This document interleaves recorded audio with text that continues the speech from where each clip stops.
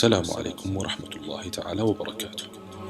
يزاريو انقداتشن يا الله باريانا نبي يهونو عيسى ابن مريم بنت عمران ابن معسان ابن غازير ابن اليود إيالا ابن سليمان ابن داود بمبال يزر هربو كداود يمززال ببالفو اندداسسنو مريم بهፃንነቷ ለቤተ አምልኮ የተሰጠች ልጅ ስትሆን ውሎ አዳርዋ እዚያው ቤተ አምልኮ ውስጥ ነው።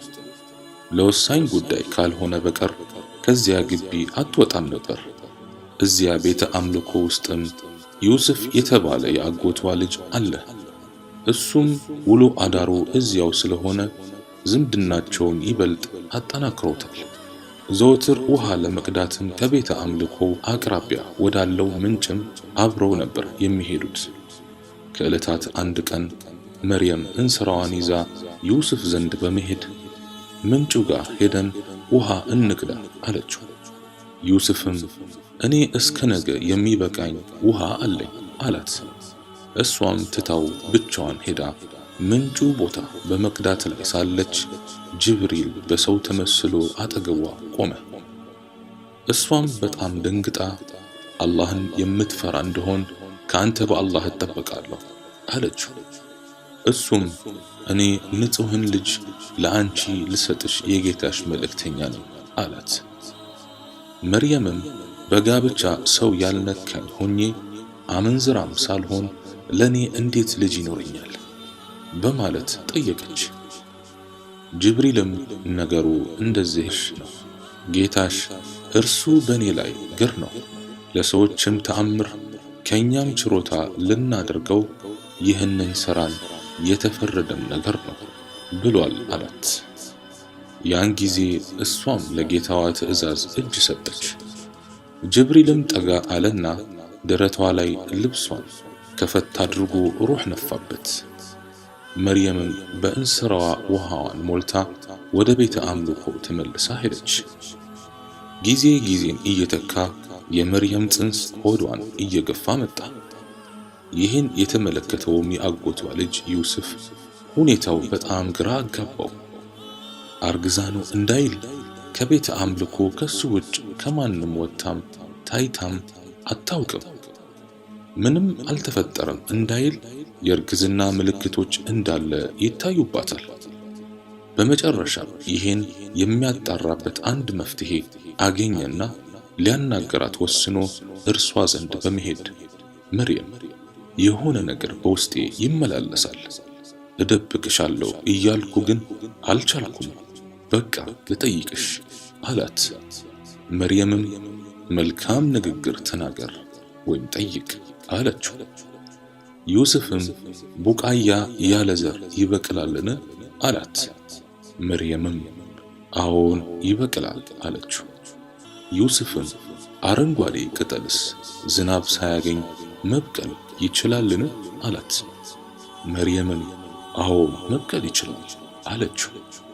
ዮሴፍም ያለ ወንድ ሴት ልጅ ብቻ መውለድ ትችላልን አላት። መርየምም አዎ ትችላለች አለችው። መርየምም ቀጠል አድርጋ ዮሴፍ ሆይ አላህ ቡቃያን የፈጠረ ቀን ያለ ዘር እንደፈጠረው አታውቅምን? አላህ አረንጓዴ ቅጠልንስ ለመጀመሪያ ጊዜ ሲፈጥረው ያለ ዝናብ እንደፈጠረው አታውቅምን? ታዲያ መጀመሪያ ቅጠልንና ቡቃያ ዘርም ሆነ ዝናብ ሳይኖር የፈጠረው ጌታ አሁን ያለ ዝናብና ያለ ዘር መፍጠር ይከብደዋል ትላለህን አለችው። ዮሴፍም አይ እኔ እንደዛ ልፈልጊ አይደለም፣ አላህ በፈለገው ነገር ላይ ሁሉ ቻይ ነው። አንድን ነገር ማድረግ በፈለገ ጊዜም ሁን ይለዋል ይሆናልም አላት። መርየምም አላህ ያለ ወንድም ሆነ ያለ ሴት አደምን አልፈጠረምን? ያለ ሴትስ ሐዋን አልፈጠረምን አለችው። ዮሴፍም አዎን ፈጥሯል አላት። ከዚያም በልቡ ግን መናገር ያልፈለገችው የአላህ ተአምር በሆዷ እንዳለ አወቀ። መርየምም የመውለጃ ሰዓቷ በተቃረበ ጊዜ የቤተ አምልኮ ግቢ ለቃ ወጣች። ብቻዋን በረሃ ላይ ሳለች ምጡ ጀመራት። በጣምም አመማት። አሁን ያለችበት እንግልትና ከመውለዷ በኋላ የሚከተላትን እንግልት ስታስብ ዋ ምኞቴ፣ ምን ነው ከዚህ በፊት በሞትኩ ተረስቼም የቀረው በሆንኩ ብላ ተመኘች። በመጨረሻም ወደ አንድ የደረቀ የቴምር ዛፍ ዘንድ በመጠጋት ልጇን ኢሳን ተገላገለች። ልክ ልጁን እንደተገላገለች ጅብሪል መጣና አትዘኝ፣ ጌታሽ ከበታችሽ ትንሽን ወንዝ በርግጥ አድርጓል፣ የዘንባባይቱንም ግንድ ወዳንቺ ወዝውዣት፣ ባንቺ ላይ የበሰለን የቴምር እሸት ታራግፍልሻለችና ቢም ጠጭም ተደሰችም አላት። በልታ ስታበቃም ጅብሪል ማንም ሰው ሊያናገርሽ ቢፈልግ እኔ ለአርራህማን ማንንም ሰው ላላናገር ጾም ያለው በይ አላት። ኢብሊስም መርየም ልጇን ከተገላገለች በኋላ ወደ እስራኤላውያኑ ካህናት በመሄድ የመርየምን መውለድ ነገራቸው። ካህናቱም በጣም በመቆጣት ይዝቱባትም ጀመሩ። ከዚያም መርየም ልጇን ተሸክማ ወደ ቤተ አምልኮ መጣች። ሁሉም ተሰብስቧል። ገና ፊት ለፊታቸው ብቅ ስትል የሃሩን እህት ሆይ አባትሽ መጥፎ ሰው አልነበረም፣ እናትሽም አመንዝራ አልነበረችም አሏት። የሃሩን እህት ያሏት ሳሊሕ ሰዎችን በሃሩን ስለሚመሰሉ ነው። እሷም ምንም መልስ ሳትሰጥ ሕፃኑን እንዲያናግሩ ወደ ልጇ አመላከተቻቸው።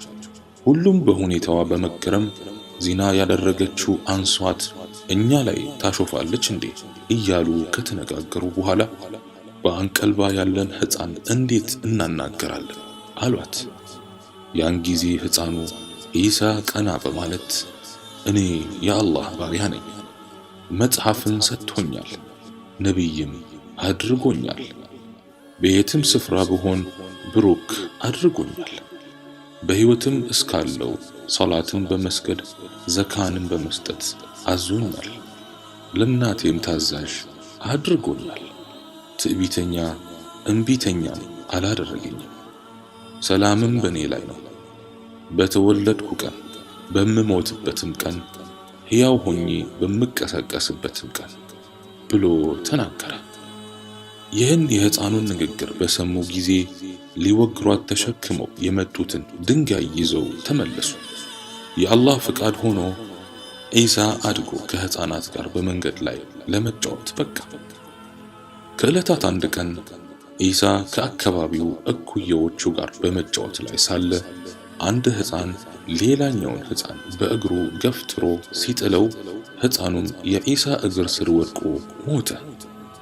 ሰው ሲሰበሰብ ሟች ሕፃኑ በኢሳ እግር ስር ወድቆ ተመለከቱ። የሕፃኑ ገዳይ ኢሳ ነው በማለትም ኢሳን በጨቅላ ዕድሜው ለፍርድ አቀረቡት። ዳኛውም ሕፃኑን ገድለሃልን ብሎ ሲጠይቀው ኢሳም አልገደልኩም አላቸው። ከዚያም ኢሳን ለቅጣት ሲያዘጋጁት ኢሳም ለዳኛው እሺ የሞተውን ሕፃን አምጡልኝ አለ። ዳኛውም በኢሳ ሁኔታ በመገረም የሕፃኑ አስክሬን እንዲቀርብ አዘዘና ኢሳ ፊት ለፊት ላይ ቀረበለት። ኢሳም ዱዓ ሲያደርግ አስክሬኑ በአላህ ፍቃድ ሕያው ሆነ። ከዚያም አስክሬኑን ማን ገድሎህ ነው ብሎ ሲጠይቀው እከሌ ነው ብሎ የገዳዩን ልጅ ስም ጠራላቸው። ዳኞቹም የዚህስ ልጅ ስሙ ማን ይባላል ሲሉት ኢሳ ብሎ መለሰላቸው። አስክሬኑም ይህን እንደተናገረም ተመልሶ ሞተ። የኢሳም ንጹህነቱ ተረጋግጦለት ተለቀቀ። ኢሳም በሕፃን አንደበቱ እንዲህ ሲል አላህን ያወድስ ነበር። አላህ ሆይ አንተ ከከፍታህም ጋር ቅርብ ነህ፣ ከመቅረብህም ጋር የላክ ነህ፣ ከፍጥረታትህ ሁሉም የበላይ ነህ። አንተ ያ 7 ሰማያትን በህዋ ላይ የፈጠርክ ነህ። በቃልህም ሰማያት በህዋ ረክተው ይኖራሉ። በህዋ ላይ በተንጠለጠለው ሰማይህም አንተን የሚያወድሱና የሚያጠሩህ መላእክት አሉ። በጥቁር ጽልመት በተሞላው ሰማያትም ብርሃንን አድርገሃል። በፀሐይ ብርሃንም ምድርን አስውበሃታል። ከምስጋና ጋር የሚያጥራራ የሆነንም የመብረቅ ነጎድጓድ ፈጥረሃል። በልቅናህም ጽልመትን በብርሃን ትቀይራለህ። ያ አላህ በሰማይ አፈጣጠርህ የተባረክ ነህ። በመሬት አነጣጠፍህም ምድርን ውሃ ላይ ዘርግተሃት በአስፈሪ ማዕበላትም ከበብካት። ግልጥ መተናነስንም አስተናነስካት። ጥንካሬዋ ለትእዛዝህ ተናነሰ፣ ጉዳይዋም ለትእዛዝህ እጅ ነሳ። ለልቅናህም ማዕበላቷ አጎበደደ። ከባህሮች በኋላም ሐይቆችን አደረግክ። ከሐይቆችም በኋላ ወንዞችን አደረግክ። ከወንዞችም በኋላ ወራጅ ጅረቶችንም አፈሰስክ። ከወራጅ ጅረቶችም በኋላ የምንጭ ውሃዎችንም አመነጨህ። ከነዚህም ዛፎችንና ፍራፍሬዎችን አበቀልክ። ጥራት ይገባ።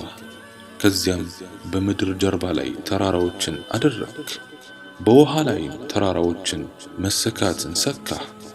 ቋጥኞችና አሸዋዎችም ላንተ ታዛዥ ሆኑ። ያ አላህ አንተ ጥራት ይገባ።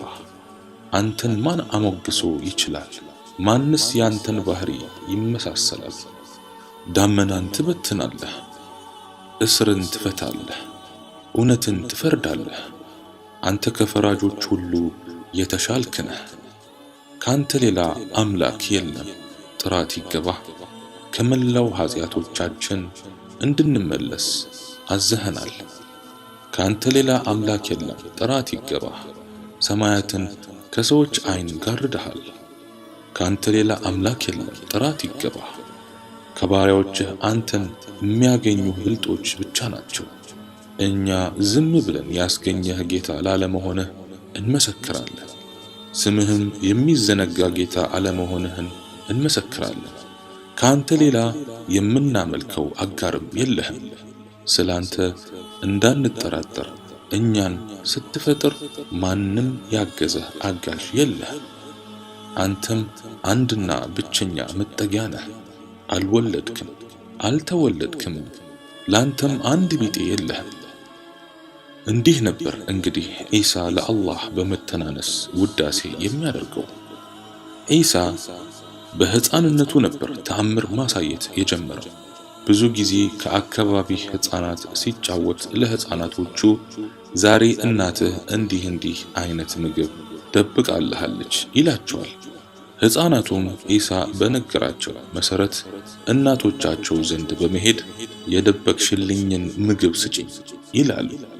እናቶቻቸውም እንደደበቅኩልህ ማን ነገረህ ይላሉ። ሕፃናቱም ዒሳ ነው ብለው ይመልሳሉ።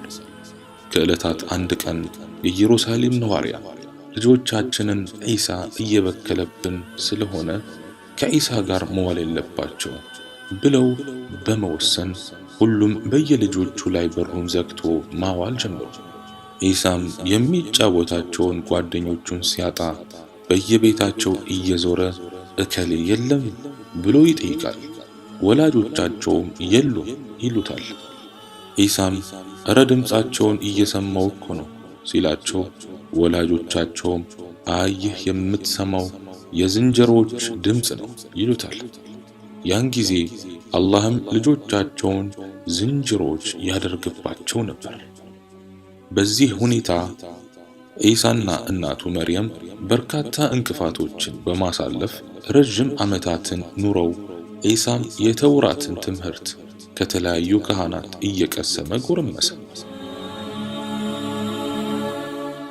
አላህ ሱብሓነሁ ወተዓላ ዒሳ ላይ እንጂልን ከማውረዱ በፊት ለዒሳ ዒሳ ሆይ በማዝህ ነገር ጠንከር በል፣ አዳምጥ፣ ታዘዝም። አንተ የንጽሕዋ የድንግሏ የዓቢዷ ልጅ ሆይ አንተን ያለ ወንድና ሴት ንክኪ ፈጥሬሃለሁ። ለዓለማትም ተአምር ትሆን ዘንድ ፈጥሬሃለሁ። እኔም ብቻ አምልክ፣ በእኔም ብቻ ተመካ። የምሰጥህንም መጽሐፍ በርትተህ ያዘው። ይህንንም መጽሐፍ ይዘህ ሴሪያንኛ ቋንቋ ተናጋሪዎች ዘንድ ሄደህ አላህ እውነተኛው ሕያው የተብቃቃና ዘውታሪ ጌታ ነው በላቸው። ዒሳ ሆይ ያን ማንበብም ሆነ መጻፍ የማይችለው አረባዊ ነቢይም መምጣቱን አበስር። ያ ነቢይ የውበትን ዘውድ ተላብሷል። ጎላ ባለ ሁኔታ ረጅም አይደለም፣ አጭርም አይደለም፣ መካከለኛ ነው። መልኩም ነጭም አይደለም፣ ጥቁርም አይደለም፣ ግን ውበት ያለው ቅላት አለው። ያ ነቢይ የሰውነቱም አቀማመጥ ለእይታ ማራኪ ነው። ሁለቱ ትከሻዎቹ የተራራቁ ናቸው። ትከሻው ሰፊ ነው። እስከ ትከሻው የሚደርስ ረዥም ጸጉርም አለው። ጺሙ ብዛት ያለውና ጥቅጥቅ ያለ ነው። ጣቶቹም ወፋፍራም ናቸው። ጉልበትን የመሳሰሉ የአጥንት መገጣጠሚያዎቹ እንደዚሁ ሰፋ ያሉና ወፈር ያሉ ናቸው። ፊቱ ክብ ነው። አይኑም ጥቁር ነው። የአይኑ ሽፋሽፍቶችም ረዣዥም ናቸው። የአይኑ ዙሪያ ቀይ ነበር። ከደረቱ ጀምሮ እስከ እምብርቱ ድረስ የሚወርድ የሰውነት ጸጉር አለው። በሚራመድ ወቅት ልክ ወደ ቁልቁለት እንደሚወርድ ሰው ፈጠን ብሎ እግሩን በኃይል እያነሳ ነው የሚራመደው። ፊቱ ልክ ጨረቃ በየወሩ 15ኛው ቀን እንደምታብረቀርቀው ያብረቀርቃል። ፊቱ ጨረቃን የሚመስል ያህል የፈካ ነው። ድምፁ ያማረ ነው። ጉንጩ ቀለል ያለ ነው። አፉ ተለቅ ያለ ነው። ይህ ደግሞ የወንዳ ወንድነት የተሟላ ባህሪ ነው። ሆዱና ደረቱ ቀጥ ያለና የተስተካከለ ነው። ያ ነቢይ የሚስክ ሽታ አይነትም ያውዳል። ከሱ በፊትም ሆነ ከሱ በኋላ እንደሱ አይነት ውበት አልታየም። ዒሳ ሆይ የዛን ነቢይ ኃላፊነት ውሰድ። የእናትህን ኃላፊነት ዘከርያ ወስዶ እንደተንከባከባት ሁላ። ዒሳ ሆይ ያ ነቢይ እኔ ዘንድ ለማንም ፍጥረት ካለው ቦታ በላይ ቦታ አለው። ንግግሩ ቁርአን ነው፣ ሃይማኖቱም ኢስላም ነው። እኔ ደግሞ ሰላም ነኝ። የዚያን ነቢይ ዘመን ደርሶ የኖረ ሰው ምንኛ ታደለ! በዚያ ዘመንም ያን ነቢይ ደርሶ ንግግሩን የሰማ ሰው ምንኛ እድለኛ ነው። አላህ ይህን ካለው በኋላ ሙሐመድ ዓለይሂ ሰላቱ ወሰላም በሱ ዘመን ከመጣ ሙሐመድን ዓለይሂ ሰላቱ ወሰላም እንዲከተል ቃል አስገብቶ መጽሐፉን አወረደለት።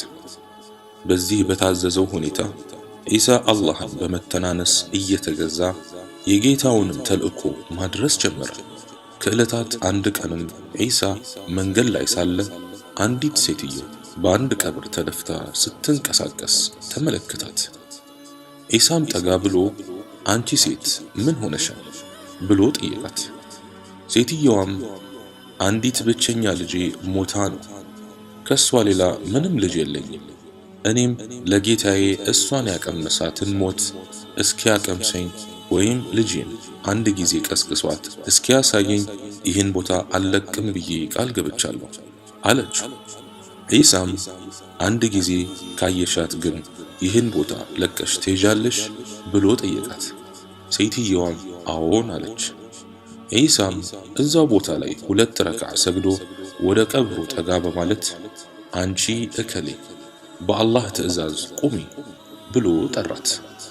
ያን ጊዜ ቀብሩ ተንቀሳቀሰ። ሁለተኛም ሲጣራ ቀብሩ መከፈት ጀመረ። ሶስተኛም ሲጣራ ከጸጉሯ አፈር እየጠረገች ከቀብር ውስጥ ወጣች። ዒሳም ከቀብር የወጣችው ልጅ ስጠራሽ ለምን ዘገየሽ ብሎ ሲጠይቃት እሷም መጀመሪያ ስትጠራኝ አንድ መልአክ መጣና ቆመብኝ፣ ሁለተኛ ስትጠራኝ ነፍሴ በገላዬ ገባችልኝ፣ ሶስተኛ ስትጠራኝ ቂያማ የቆመ መስሎኝ ጸጉሬ ቅንድቤ ሁሉ ሸበተ አለችው። ከዚያም ልጅቱ ወደ እናቷ ዞራ እናቴ ሆይ ምን ነው የሞትን መራራ ጽዋ ሁለቴ እንድቀምስ ፈልገሽ ነው ያስከሰከሽኝ? እናቴ ታገሺ፣ የትዕግስትሽንም ምንዳ ከጌታሽ ጠብቂ። እኔ አሁን ከዱንያ ጉዳይ የለኝም። አንተ የመርየም ልጅ ሆይ ጌታ ወደ አኺራ እንዲመልሰኝ ጠይቀው። የሞትንም ጣር እንዳያቀምሰኝ አለች። ኢሳም ዱዓ አድርጎ ወደ ነበረችበት የሙታን መንደር በአላህ ፍቃድ መልሶ ቀላቀላት። ይህ ወሬ አይሁዳውያን ዘንድ ሲደርስ አይሁዳውያኑ እጅጉን ተቆጡ። እሱ ዘንድም ተሰብስበው ሊፈትኑት የኑህ ልጅ የሆነውን ሳምን ከሞት ቀስቅስልን አሉት። ኢሳም ለጌታው በመተናነስ ሕዝቡ ያምን ዘንድ ዱዓ በማድረግ የኑህ ልጅ የሆነውን ሳምን ከሙታን መንደር ቀስቅሶ ከፊታቸው አቆመላቸው። አይሁዳውያንም ስለ ኑህ ዘመን ስለተከሰተው ጠየቁት። ሳምም ሁሉንም ነገራቸውና ተመልሶ ሞተ። በዚህ ሁኔታ ለእስራኤላውያን የተለያዩ ተአምራትን ባሳያቸው ቁጥር ጥመታቸው ይልቅ ይጨምር ነበር። ኢሳ ለእስራኤላውያን ከጭቃ የወፍን ቅርጽ ሰርቶ ትንፋሹን ሲነፋበት በአላህ ፍቃድ ወፍ ይሆን ነበር። በዘመኑ መድኃኒት የሌለውን የለምጥ በሽታን በአላህ ፍቃድ ይፈውስ ነበር። ማየት የተሳናቸውንም በአላህ ፍቃድ ይፈውስ ነበር። ነገር ግን አብዛኞቹ የጥመትን መንገድ አሟሙቀው ይዘውት ነበር። ይህ ሊሆን የቻለውም አላህ ሱብሓነሁ ወተዓላ አንድን ነቢይ ወደ ሕዝቡ ሲልከው ያ ሕዝብ የተካነበትን የጥበብ ዘርፍ ለዚያ ነቢይ እጥፍ ድርብ አድርጎ ይሰጠው ነበር። ለምሳሌ በሙሳ ዘመን የድግምተኞች መራቀቅ የድግምትን ጫፍ ደርሶ ነበር። አላህም ድግምትን የሚያስንጥ ግሩም ተአምር ለሙሳ ሰጠው። ለኢሳ ዘመንም አይሁዳውያን የሕክምናን የጥበብ ጫፍ ደርሰው ነበር። አላህም የእነሱን ጥበብ በሚያስንቅ ሁኔታ ለኢሳ ሰጠው። በረሱላችን ዓለይሂ ሰላቱ ወሰላም ዘመንም ቁረይሾች የንግግርና የሥነ ጽሑፍ ጥበብን ከየትኛውም ትውልድ በላይ ተክነውበት ነበር። አላህም የሁሉንም የንግግር ስልት በሚያስንቅ ሁኔታ የቁርአንን ተአምር አወረደላቸው። በዚህ ሁኔታ በኢሳ ዘመንም የነበሩ ሕዝቦች ከፊሉ በኢሳ ነቢይነት ሲያምን፣ አብዛኛው ደግሞ ኩፍርን በመምረጥ የኢሳ ጠላት ሆነ። ከዕለታት አንድ ቀን ኢሳ አላህን ጡባ ምንድነው ብሎ ጠየቀው። አላህም አንድ ተክል ናት፣ እኔ ነኝ በእጄ የተከልኳት፣ ለጀነቶችም ሁሉ አድርጊያታለሁ። ስራዋ ከሪድዋን ነው፣ ውሃዋም ከተስኒም ነው፣ ቅዝቃዜዋም እንደ ካፉር ነው፣ ጣዕሟም የዘንጀቢል ነው፣ ሽታዋም የሚስክ ነው። አንድ ጊዜ ከሷ የተጎነጨ እስከ ዘላለም ጥም አያገኘውም አለው። ኢሳም ያ ረብ እስቲ ከሷ ለኔም አጠጣኝ አለው። አላህም ያ የሚጠበቀው ነቢይ ከመጠጣቱ በፊት የትኛውም ነቢይ እንዲጠጣ አልፈቅድለትም። የዚያ ነቢይ ኡመቶችም ከሷ ከመጠጣታቸው በፊት ለየትኛውም ኡመት መጠጣት አልተፈቀደለትም ብሎ መለሰለት። አላህም ቀጠል አድርጎ ኢሳ ሆይ ወደኔ ወደ ሰማይ ከፍ አድርጌሃለሁ አለው። ኢሳም ለምን ያ ረብ አለ። አላህም አሁን ወደ ሰማይ የምሰቅልህ በመጨረሻው ዘመን የነዚያን ነቢይ ኡመቶች አጃኢብ ልትመለከትና የተረገመውን ደጃልንም ልትገድልላቸው አወርድሃለሁ። በሰላት ሰዓት ላይ ሳሉ አወርድሃለሁ። ከዚያም አንተ ኢማም ሆነህ አታሰግዳቸው፣ ምክንያቱም የታዘነላቸው ኡመቶች ስለሆኑ አለው።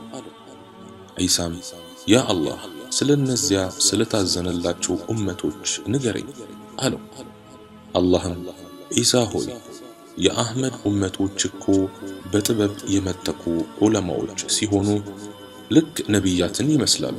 ዑለማዎቹ እኔ ትንሽ በሰጠኋቸው ጸጋ ይደሰታሉ፣ እነሱም ትንሽ በሰሩት ዒባዳ አስደስታቸዋለሁ። ላኢላሃ ኢላላህ በምትለዋ ቃል ጀነትን አስገባቸዋለሁ። ኢሳ ሆይ እነሱ እኮ አብላጫው የጀነት ነዋሪያን ናቸው፣ ምክንያቱም የነሱ ምላሶች ለላኢላሃ ኢላላህ የተናነሱትን ያህል የማንም ኡመት አልተናነሰም። የነሱ ትከሻዎች ለኔ ሱጁድ በማድረግ የተናነሱትን ያህልም የማንም ኡመት ትከሻም ለኔ ሱጁድ በማድረግ አልተናነሰም አለው። በሌላ ቀንም ዒሳ አንድ ትልቅ ተራራ ላይ አላህን እያመለከ ሳለ ኢብሊስ መጣ። ወደ ዒሳም ጠጋ ብሎ አንተ አይደለህ እንዴ ሁሉ ነገር በቀዳና በቀደር ነው እያልክ የምትሰብከው አለው። ዒሳም አዎን አለው። ኢብሊስም እስቲ ከዚህ ተራራ ዝለልና ቀደር ነው በል አለው። ዒሳም አንተ እርጉም፣ አላህ ባሪያዎቹን ይፈትናል እንጂ ባሪያዎች አላህን አይፈትኑትም አለው። ኢብሊስም የመርየም ልጅ ሆይ አንተ የአምላክነትህ ልቅና በልጅነትህ እንድትናገር አድርጎሃል አለው። ዒሳም ልቅናም ሆነ አምላክነት ያ በልጅነቴ ላናገረኝና አኑሮ ለሚገለኝ አላህ ብቻ ነው አለው። ኢብሊስም የመርየም ልጅ ሆይ አንተ በአምላክነትህ ልቅና ሙታንን ሕያው አድርገሃል አለው። ዒሳም ልቅናም ሆነ አምላክነት ያ የፈለገውን ሕያው ለሚያደርግ አላህ እና እኔ በሱ ፈቃድ ሕያው ያደረግኩትን ለሚገድለው አላህ ነው አለው። ኢብሊስም ወላሂ አንተ እኮ በሰማያትም በምድርም ጌታ ነህ አለው። ይህን ጊዜ ጅብሪል በክንፉ ኢብሊስን በከፍተኛ ሁኔታ ሲመታው ኢብሊስ በአንዴው የፀሐይ መውጫ ላይ ደረሰ። ዳግም ሲመታው ወደ ምዕራብ መጨረሻ አደረሰው። አሁንም ዳግም ክፉኛ ሲመታው በጭቃ እስኪላወስ ድረስ ሰባተኛ ባህር ውስጥ ዘፈቀው። ከዚያም ይህ ቀልበ ደረቅ ከዛ ባህር ውስጥ በመውጣት ዒሳ ዘንድ ሄደና ወላሂ አንተ የመርየም ልጅ በአንተ ሰበብ የተሰቃየሁትን በማንም ሰበብ አልተሰቃየሁ አለው። በመጨረሻም የኢብሊሱ ተከታዮች አለቃችን ሆይ ዛሬ በጣም ተሰቃየህ እኮ አሉት። ኢብሊስም አይ ይህ እንኳን የተጠበቀ ባሪያ ነው፣ እሱን ማጥመም ስለማይቻለኝ በሱ ሰበብ ግን ቁጥር ስፍር የሌለውን ሕዝብ አጠማለሁ፣ እሱንም እናቱንም መርየምን ከአላህ ጋር አድርገው እንዲያመልኳቸው ሰዎችን እመራለሁ አላቸው። ዒሳ ላይ የሰዎችና የሰይጣናት ፈተናዎች እጅጉን በዝተውበታል። አሁን የነገሩ ማገባደጃ እየተቃረበ መጥቷል። ዒሳ አንድ ቀን ሐዋርያቶቹን ሰብስቦ ለ30 ተከታታይ ቀናት እንዲጾሙ አዘዛቸው። ሐዋርያቱም 30ውን ቀናት ጾመው ካጠናቀቁ በኋላ ዒሳ ዘንድ በመምጣት የመርየም ልጅ ሆይ ጾማችንን አጠናቀናል፣ ከሰማይ ማዕድ አውርድልን፣ አንደኛ እንበላለን፣ ሁለተኛ ጾማችንን አላህ እንደተቀበለ እናረጋግጣለን፣ ሶስተኛ ደግሞ 30 ቀን ለጾምነውም ዒድ ይሆነናል አሉት። ዒሳም ይህን ንግግራቸውን ሲሰማ ለአላህ ምስጋና በማሳወስ እንዳይጠፉ ሰግቶ መከራቸው። እነሱም የሱን ምክር ወደ ጎን ትተው ማዕዱን አሁን ካላወረድክ ብለው ወጥረው ያዙት። ይህን ጊዜ ዒሳ ተስተካክሎ ቆመ። አንገቱንም ወደ መሬት አቀርቅሮ ከዓይኖቹ የክጃሎትና የፍራቻ እንባ እያዘነበ አላህን ማዕድ እንዲያወርድ ለመነው። አላህም እኔ ማዕዷን በእናንተ ላይ አውራጇ ነኝ፣ በኋላም ከናንተ የሚክድ ሰው እኔ ከዓለማት አንድንም የማልቀጣውን ቅጣት እቀጣዋለሁ አለ። ከዚያም በኋላ በሁለት ዳመናዎች የተጫነ ማዕድ ከሰማይ በከፍተኛ እርጋታ መውረድ ጀመረ። ዒሳ ማዕዷ ወደ ምድር በተቃረበች ቁጥር ያ አላህ የጸጋ ማዕድ እንጂ የመቅሰፍት ማዕድ አታድርግብን እያለ ይደጋግም ነበር። ከዚያም ቀስ በቀስ ማዕዱን የተሸከሙት ሁለት ዳመናዎች ወደ ምድር በመቃረብ በእርጋታ የተሸከሙትን ማዕድ በዒሳ ፊት ለፊት አስቀመጡት። ዒሳም ብድግ ብሎ የማዕዱን ሽፋን በአላህ ስም መልካም ለጋሽ በሆነው በማለት ከፈተው። በውስጧም የዓሣ ሥጋ፣ ዳቦ፣ የተለያዩ መጠጦችንና የተለያዩ ፍራፍሬዎችን ተመለከቱ። ከዚያም ዒሳ ሐዋርያቱን እንዲህ ብሎ ሲያዛቸው አይ ቀድመህ አንተው ብላ አሉት። ዒሳም ማዕድ ከሰማይ እንዲወርድላችሁ ያዘዛችሁት እኮ እናንተ ናችሁ አላቸው። ይሁን እንጂ ሐዋርያቱ ቀድመው መብላት እምቢ በማለታቸው ዒሳ ወደ 1300 የሚሆኑ በሽተኞችን፣ ድሆችንና ምስኪኖችን ሰብስቦ መብላት ሲጀምር በሽታቸው ከላያቸው መነሳት ጀመረ። ይህን ሲመለከቱ እምቢ ያሉት ሐዋርያቱ ተጸጸቱ። ከዚያም በኋላ ለተከታታይ ቀናት ያለ መቋረጥ ማዕዱ እየወረደ ሐዋርያቱን መብላት ጀመሩ። በመጨረሻም አላህ ማዕዱን ድሆችና ምስኪኖች ብቻ እንዲበሉ አዘዘ። ያን ጊዜ ሀብታሞችና ሙናፊቆቹ ማጉረምረም ሲጀምሩ አላህም ከነጭራሹ ማዕዱን አቋረጠ። ከዚያ ቀን በኋላ ኢሳ በሐዋርያቱ ተሰወረባቸው።